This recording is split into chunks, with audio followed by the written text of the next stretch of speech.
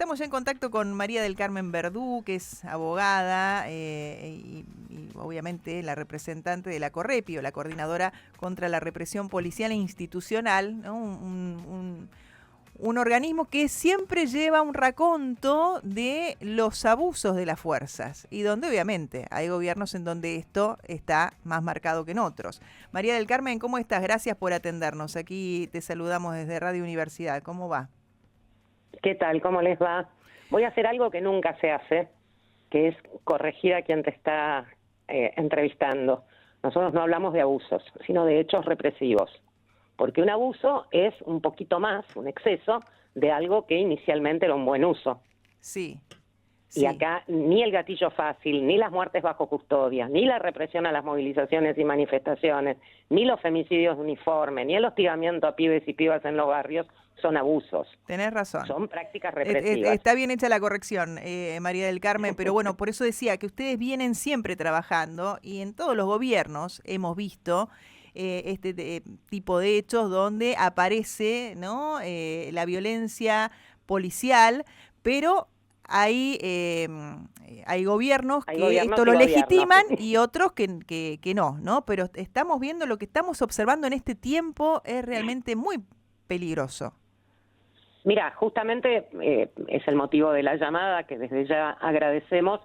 Ayer CORREPI iba a hacer el acto de todos los años, la actividad más importante del año para nosotros y nosotras, presentando justamente el informe anual de la situación represiva, es decir, 2024, primer año del gobierno de Milei, y la actualización del archivo de casos de personas asesinadas por el aparato represivo estatal. Sí. Obviamente 72 horas antes suspendimos la actividad porque teníamos que estar en Congreso acompañando jubilados y jubiladas. El informe ya está publicado en nuestra web, correpi.org, también nos lo pueden pedir por redes, por mensaje directo, por mail, como quieran. Y la principal conclusión de este informe, con los datos recopilados a lo largo de este año y 2 meses de gestión Milei, es que estamos frente a un verdadero cambio de régimen. Claro. Vos seguramente recordás, porque lo hablamos con ustedes en su momento, durante la gestión Macri-Bullrich, decíamos esto es un estado de excepción, no declarado formalmente, con suspensión de derechos y garantías. Sí. Bueno, ahora directamente es cambio de régimen. Hasta aquella definición tan dura nos queda chica. Porque no es solamente la práctica represiva cotidiana que vemos en las calles, tanto en los barrios como en la represión a las protestas, sino toda la reestructuración institucional a partir de resoluciones ministeriales, decretos y lamentablemente leyes dictadas por el Congreso, que vienen a destruir uno por uno todos nuestros derechos y además a recortarnos o eliminar las garantías que mal que bien nos permitían por lo menos intentar defendernos cuando esos derechos eran atacados.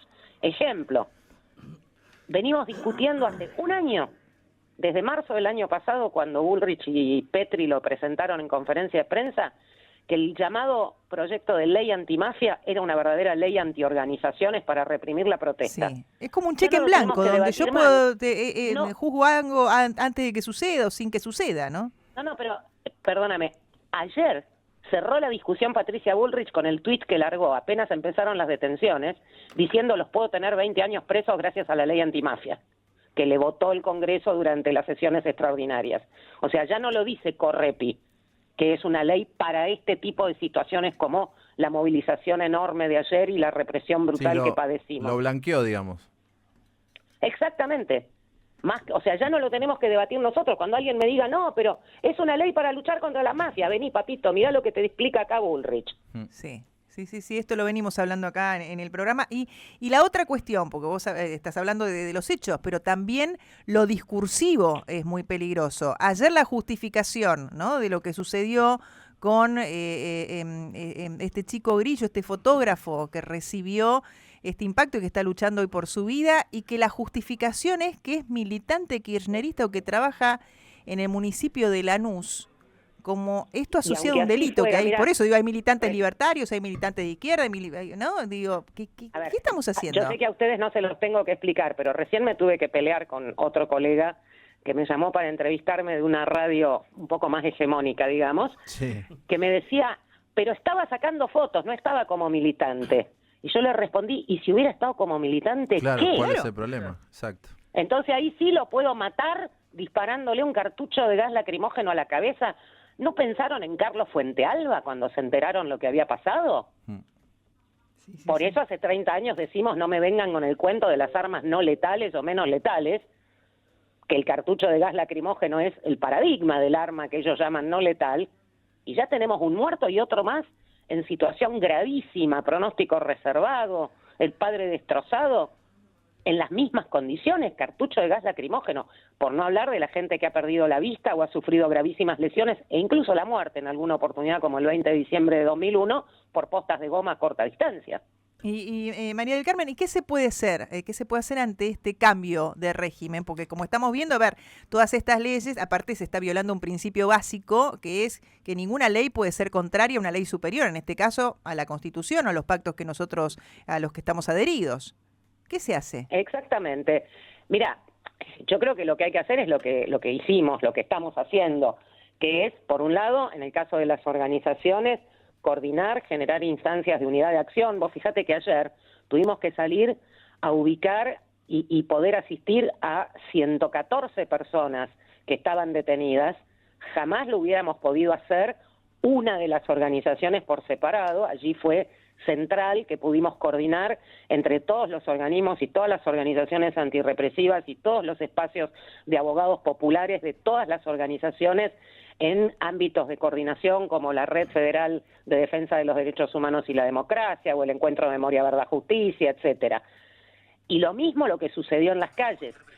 La represión empezó antes que la movilización empezara, porque la cita era a las 17, de hecho Correpi estaba en el punto de encuentro a 3 cuadras de Congreso, cuando ya estaban a los tiros y a los gases, a las 4:15, porque íbamos a llegar a las 5, porque el objetivo era vaciar la plaza, igualito que de la Rúa en diciembre de 2001.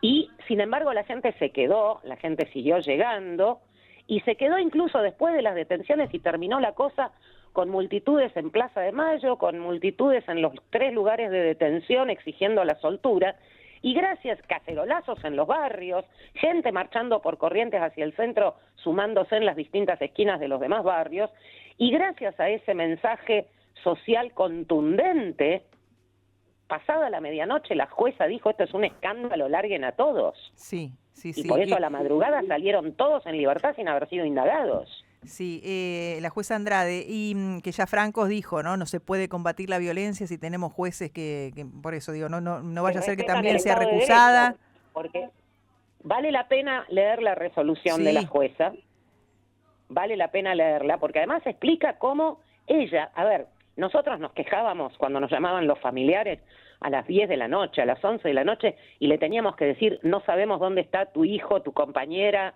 tu hermana, tu primo. No sabemos si está a disposición de ciudad, no sabemos si está en Madariaga, si está en Zabaleta, si está en el centro de monitoreo del Obelisco. Pero ¿saben qué? No lo sabía la jueza. Ella cuenta ahí cómo le informan la última persona detenida a las 2:16 de la madrugada. Desde las 4:15 que empezaron a reprimir y detener gente. Recién salió a hablar Jorge Macri. Tenía 16 personas informadas. Sí. A las 10 de la noche tenía 16 de 114. Recién salió a hablar Jorge Macri y en línea con el gobierno nacional dijo que van a seguir las causas, ¿no? Habló de desmanes, de destrozos. Que tienen muchas pruebas, tratando de amedrentar también, ¿no? Tenemos muchas pruebas contra la gente que en teoría detuvieron con alguna causa. Reitero, justa. lean la resolución de la jueza que le reprocha a la Fiscalía que ni siquiera le informa el motivo de la detención, porque el informe que le mandaron dice detenidos por hechos en el Congreso. Sí, no, la jueza lo que dice, no se puede detener gente por protestar. Claro. La jueza lo que dice es que no se puede detener gente por protestar, que no estaban cometiendo ningún hecho de flagrancia, como se dice.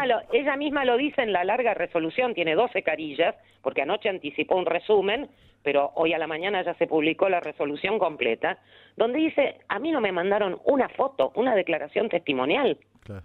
Yo así no puedo convalidar que nadie quede preso. Bien.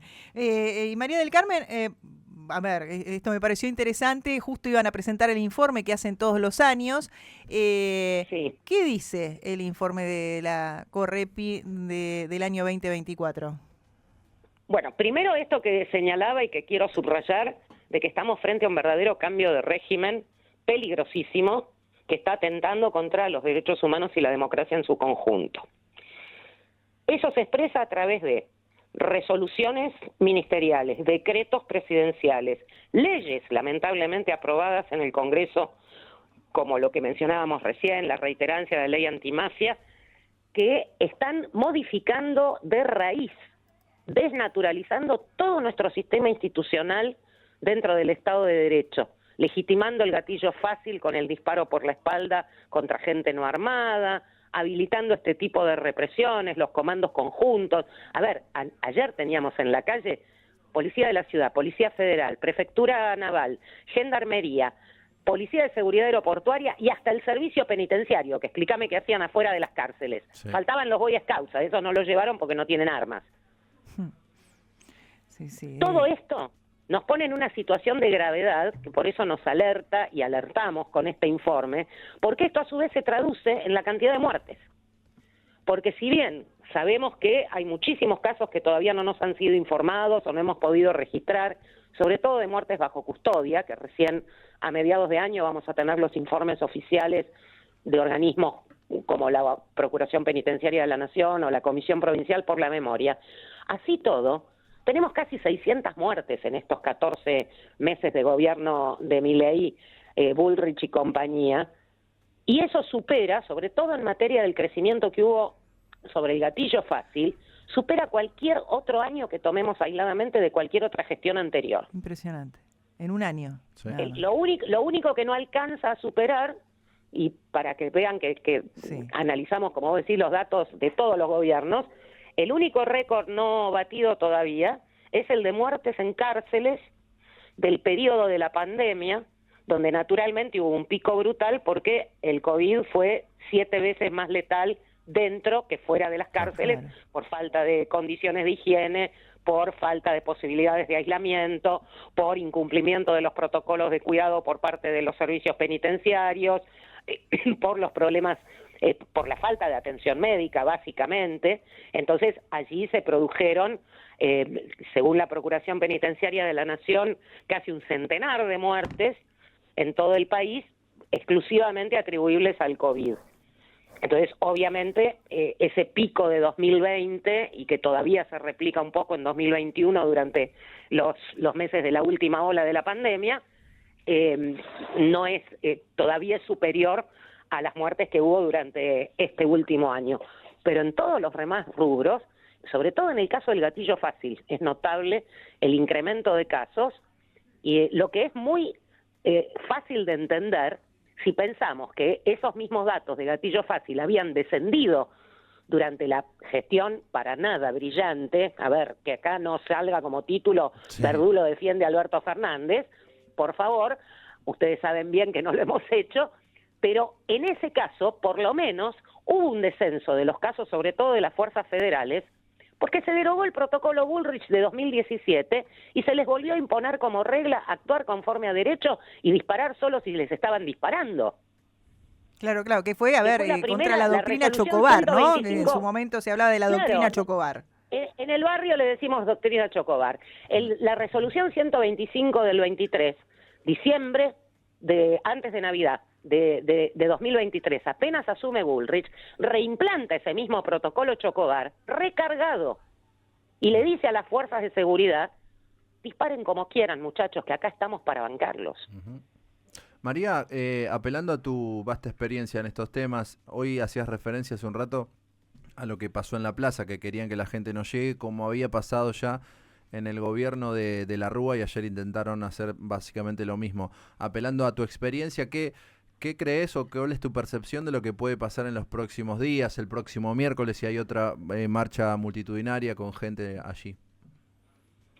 Y mirá, lo que acá tenemos que hacer es justamente sostener ese nivel de movilización, porque es la única manera en la que podemos defendernos.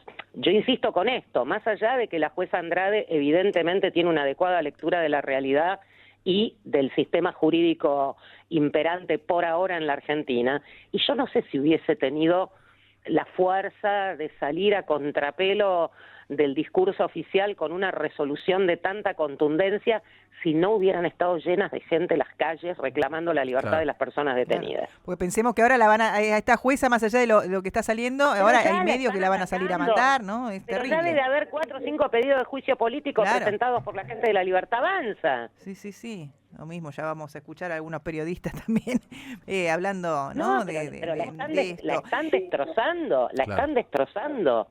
E insisto, antes de abrir la boca, lean la resolución, porque es intachable, inapelable. ¿Cómo vas a tener gente presa desde las 4 de la tarde adentro de un camión celular o un patrullero y la jueza a las 2 de la mañana no sabe quiénes son ni por qué están ahí? En una de las últimas también manifestaciones donde fue para tratar la movilidad, ¿no? La movilidad jubilatoria, terminaron presas también personas que tuvieron que ser liberadas, pero bueno, por eso digo, también se genera mucho miedo en aquellos que quieren protestar. No es fácil. ¿Y qué pasó con esas personas que fueron acusadas de terrorismo? Y ahora también se está hablando de golpe de Estado.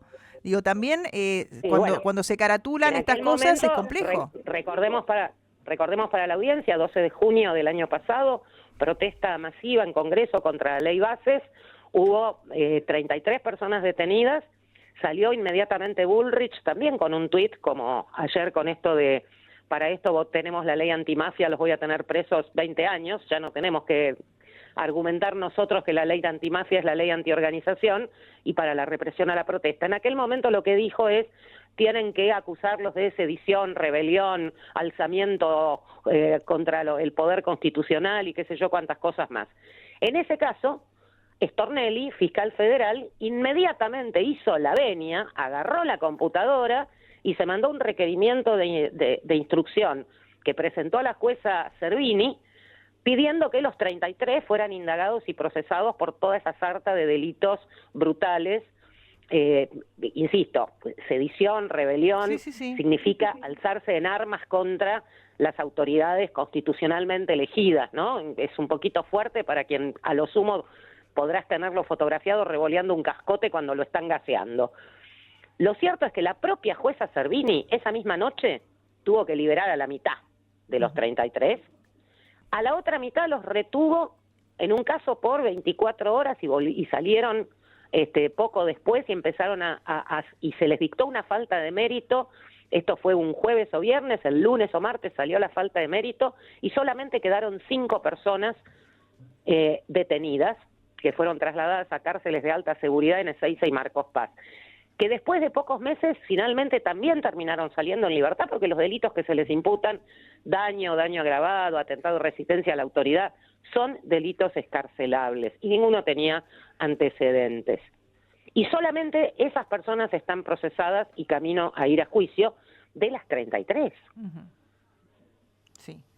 Que aparte, digo, para ni siquiera Servini pudo sostener ese relato oficial. Sí, pero aparte también Servini, ¿sí? María del Carmen, el tema es que no, cuando se habla de ajuste, que no hay plata, todas estas cosas mal hechas después también terminan en juicios contra el Estado porque hay que resarcir esto que han pasado estas personas. Sí, bueno, pero eso es un problema del Estado, no nuestro. Simple, si yo te choco el auto, te tengo que pagar la chapa y pintura, amiga. Sí, pero por eso digo que encima estas cosas después también tienen un costo, que es el que justamente dicen, ¿no? En este gobierno que viene para ahorrar y estas cosas, más allá de todo esto que estás mencionando. Mirá, te pongo un ejemplo de otros tiempos. Ustedes son muy jóvenes, pero ya por los años 90 había un juez federal que después se hizo muy famoso con la causa AMIA que se llamaba Galeano. En ese momento tenía su secretaría, sus 2 secretarías, la 9 y la 10, era el Juzgado Federal 5 en el Palacio de Tribunales. Trajeron a un preso, un tipo que estaba con una causa X por la que lo tenían que indagar, lo tenían detenido desde la mañana del día anterior, había dormido en una celdita de 2x2, no había comido nada porque no tenía familiares que le llevaran nada.